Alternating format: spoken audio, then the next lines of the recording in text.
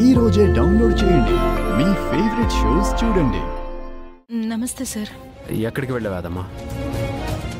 అది నేను ఇంతకు ముందు పనిచేసిన మేడం గారికి ఒంట్లో బాగాలేదని ఫోన్ చేస్తే వెళ్ళి చూసొస్తున్నాను సార్.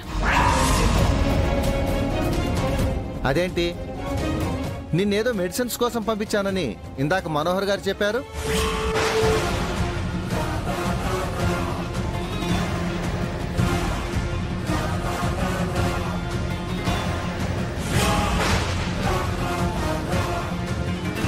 మనోహరి ఎలా చెప్పిందా?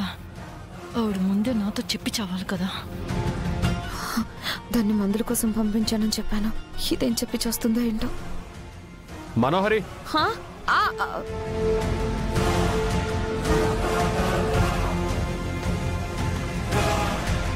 వాట్ ఈస్ దిస్ మనోహరి?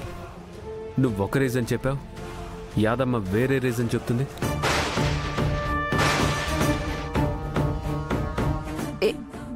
ఏం రీజన్ అమర్?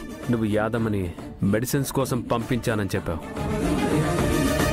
కానీ తనేమో ప్రీవియస్ హౌస్ ఓనర్ దగ్గరికి వెళ్ళొస్తున్నానని చెప్తోంది.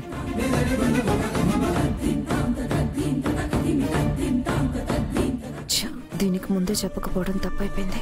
అనవసరంగా ఇద్దరం ఇరుక్కున్నాం.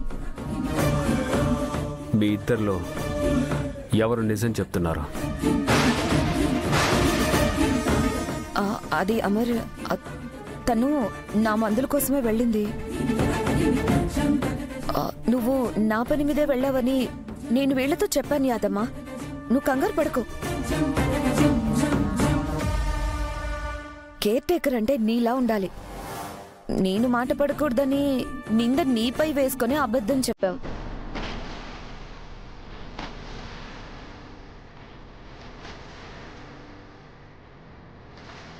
యాదమ్మా, మనోహర్ చెప్పింది నిజానా? అవును సార్, నేను ఆ మేడం పని మీదే వెళ్ళాను. మళ్ళీ మీరు తిడతారేమోనని అలా అబద్ధం చెప్పాను. అబద్ధం అవసరమైతేనే చెప్పాలి, చిన్న చిన్న విషయాలకి అబద్ధాలు ఆడకూడదు. Sorry sir. సారీ మనోహరి గారు.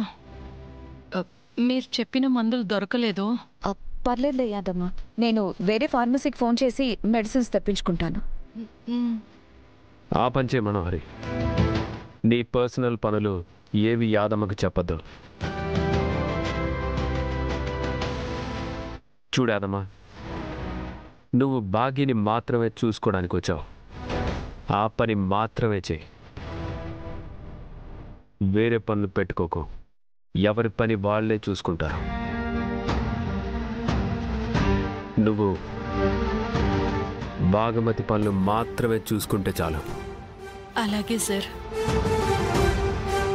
టేక్ కేర్ బాగి. మనోహరి, నువ్వు కూడా కేర్ఫుల్గా ఉండు. బాగి మాత్రం జాగ్రత్త యాదమ్మా. అలాగే సార్. రాతోడు. Okay sir.